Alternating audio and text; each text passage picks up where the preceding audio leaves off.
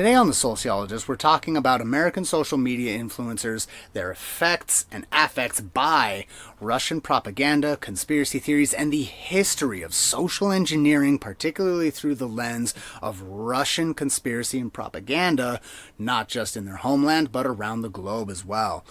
So recently, an American company, Tenet Media Group in Nashville, Tennessee, was accused by the Department of Justice of funneling tens of millions of dollars funded by Russian assets to social media influencers that are American, speaking to largely American audiences. These include people like Tim Pool, Dave Rubin, Benny Johnson, Lauren Southern as well. So this is a very much developing information that we're getting about some of the social conspiracies, some of the cultural impacts, some of the espionage and spy novels we had always seen in movies and television or heard about during the Red Scare and the Cold War is very much alive and kicking today. So looking back, Russians have a long history of sociocultural engineering and propaganda. The terms for this of a useful idiot, using somebody that already has the direction you want to go to push them, to push whatever values, ideas, and actions into a social space, before you even got in touch with them with whatever propaganda, whatever goals, whatever outside bodies you were wanting, goes back to the 1860s.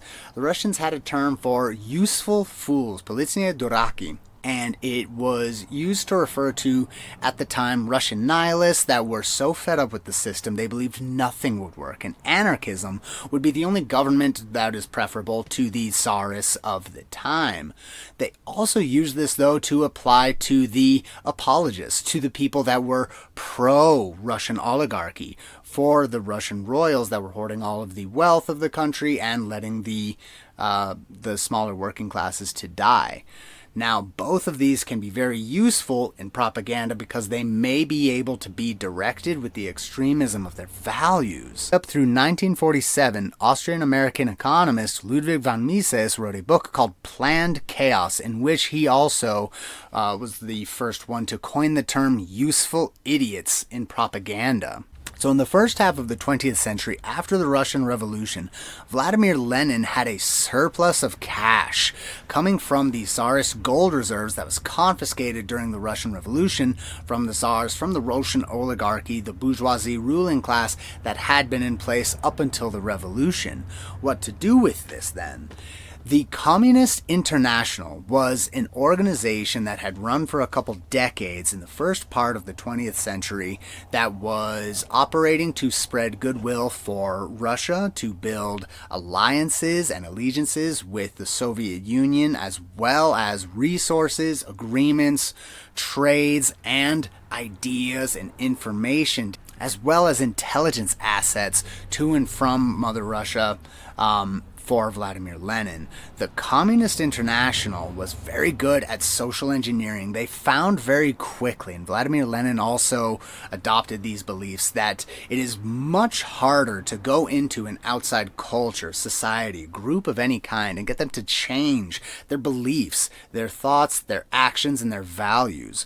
Rather, you locate the members in that society, in that group, that already align with your goals. The Communist Political Party even operated here in the United States for a number of decades, finding people that are sympathetic to your goals. If not the same values, if not the same language, culture, or anything else, these are the useful idiots that the Communist International would find and then be able to fund with millions of dollars, rubles, marks, pounds, whatever the currency that had been flushed from the fall of the Russian oligarchy back in the Russian Revolution. They're flush with cash, but now we need some ideas, we need support, we need some social engineering.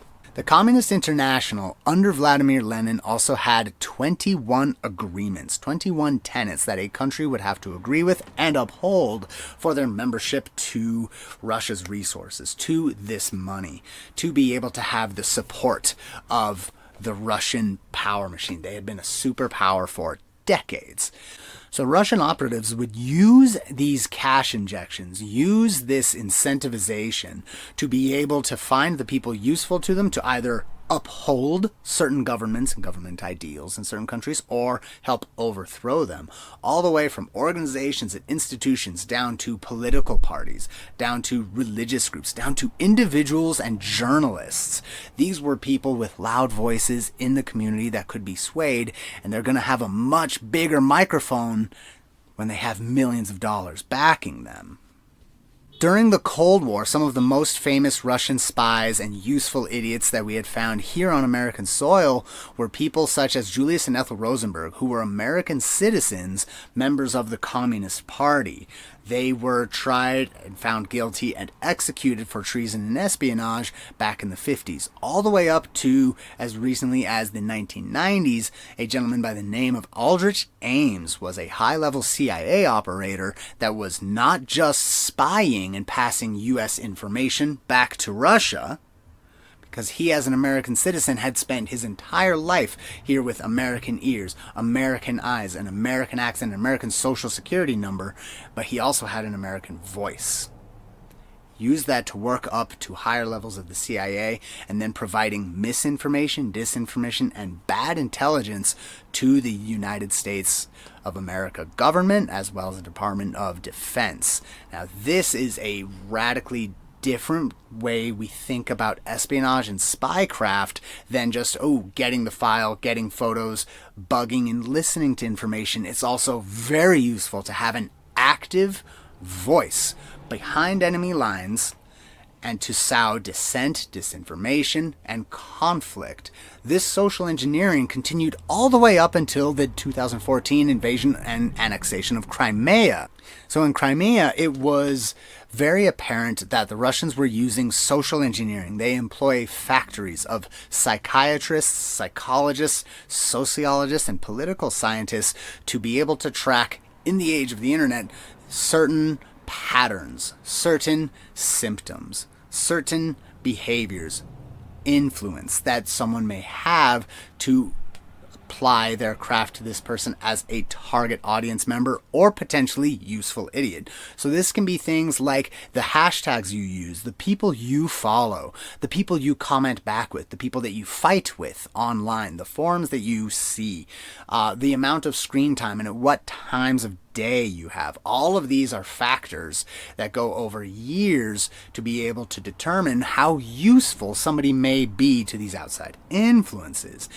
In Crimea and in cybersecurity, this is also called social engineering because man is and always will be the weakest link in intelligence. So through this social media footprint, through your algorithm, through your social media profile, these Russian operators will be able to customize certain patterns of what would be useful to you? Who would you believe?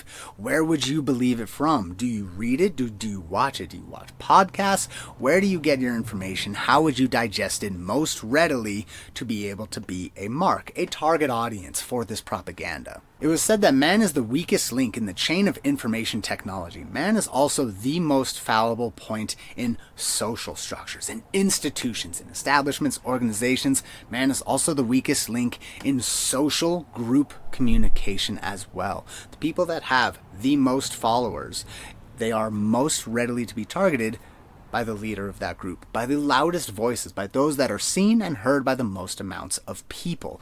This is why these social media influencers in 2024, Tim Pool, Lauren Southern, Dave Rubin, Benny Johnson, had huge social media followers, and they were selected very particularly by Tenet Media to be able to inject some of this Russian money and finance into flexing their arms. The unwitting innocence, the useful fools of this comes in the form of these people have had these voices, these views for a very long time. They've had established podcasts, established thoughts, established beliefs that predated Tenet Media by a long time. So when Tenet Media comes to you offering $100,000 for each video you make without necessarily... So in Tenet Media, an American company comes to you and offers you $100,000 for each video you make, just to keep espousing the same messages that you have been, to keep championing the same ideologies, to keep echoing the same messaging that you already have been. That is a sign it may be aligned with propagandastic endeavors outside yourself. Those ideas you have, yes, they may be your ideas, but they also can be useful to other people opposed to your own well-being, this unwitting participant in their own destruction. So what can we do to defend ourselves against the social engineering at hand that is outside of our own best interests, outside of our own awareness? What can we do to inoculate ourselves against some of these conspiracies, as well as protect ourselves from some of the propaganda that we know to be out there as well? So we do have the political topics as well as the target audiences put forth by Tenet Media. So we know the talking points, we know the things that these propagandastic entities are wanting us to think about, wanting us to worry about, wanting us to devalue certain groups of people. The more of these boxes we may check in our social media diet, the more of these topics we recognize as being something day in and day out, something that's a very hot button issue on your favorite social media platform, your favorite podcast hosts, concerns raised at the local PTA meetings. These are aligned with motivators and drivers that may be outside of us.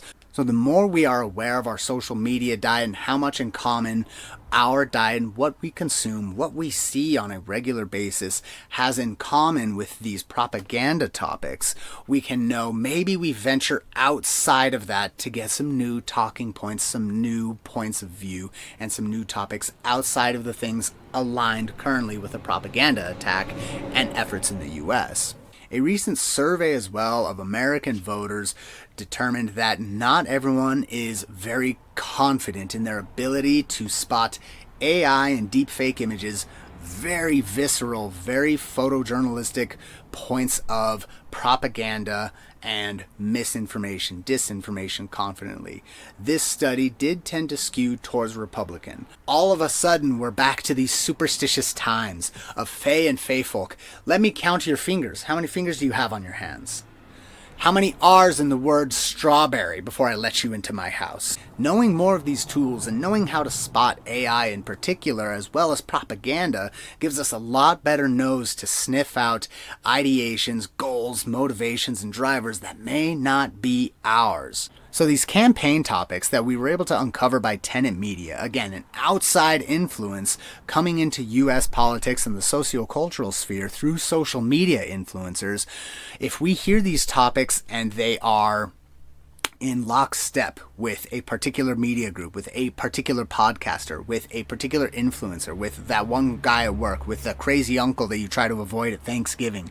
These are symptoms of propaganda that we may be able to start and recognize in ourselves, in others as well. These campaign topics included encroaching universal poverty. If people are telling you to be afraid that you're going to be poor, that you're not going to be able to make money. Record inflation, if inflation is a hot button keyword on your favorite news station as well. Halting of economic growth, being concerned with the economy, stressing about the economy.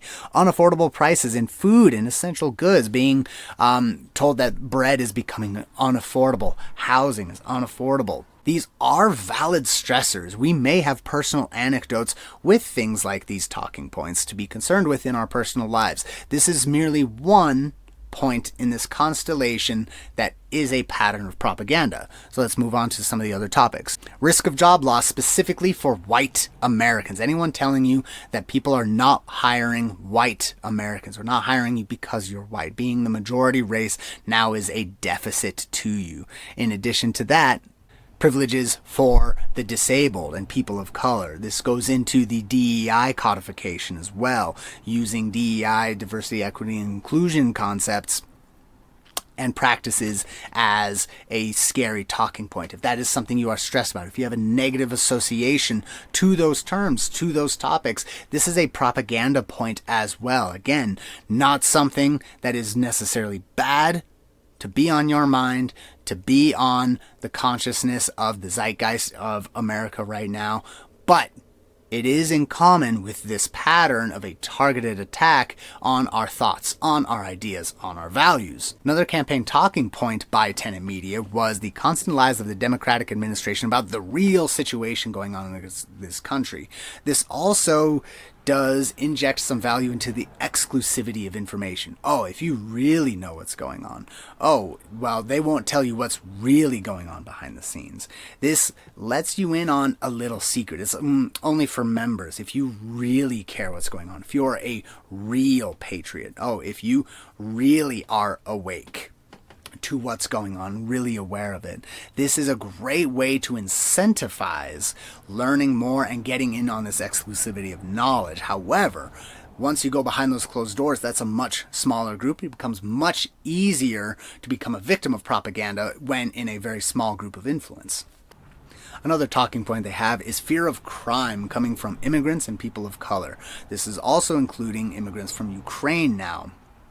So it's no longer a simply whites versus non-white issue in America. They're extending this to all immigrants. America, the land of immigrants, American, where you go to make your dreams come true. America, the nation built by immigrants, built for immigrants, built to come here and chase your dreams.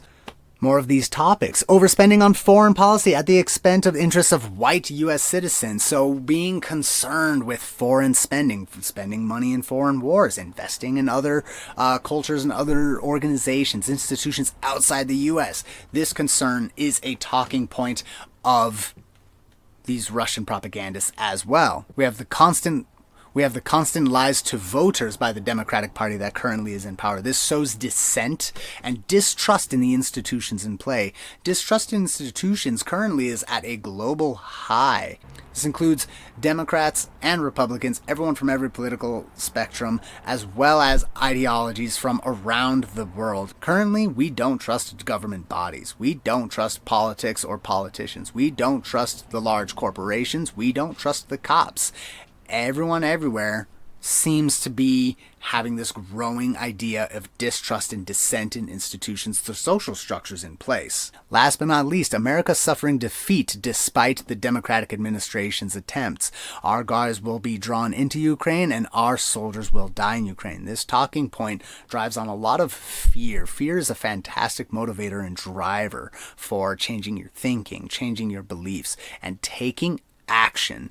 These judgments driven by fear of very visceral things, of war, of conflict, that are topical because they're happening right now, and we can see the conflict and the devastation of war in places like Ukraine and Gaza as well. This is a very forefront fear in the minds of Americans that is being weaponized to definitely point this distrust, point this stress in one particular direction.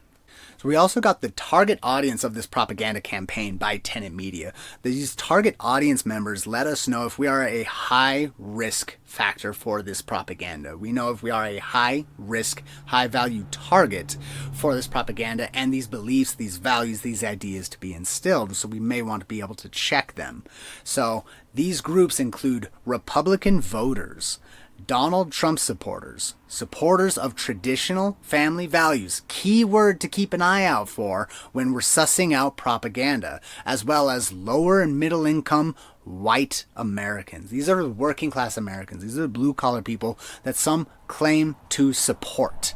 So let's take care, check ourselves, check each other, our families and friends for these talking points, these topics. If people are worried about these topics, they may be subject to these propaganda endeavors and these propaganda techniques, these social engineering structures that other people outside of ourselves are trying to decide our values, our beliefs, and our actions. We are protecting our countrymen from these attacks on ideas, values, culture that we have in this sociological engineering. Now, again, this goes back hundreds of years. The history of this leads back to the 1860s with the spawning of the Russian Revolution, all the way up into the Communist International, all the way through the Cold War.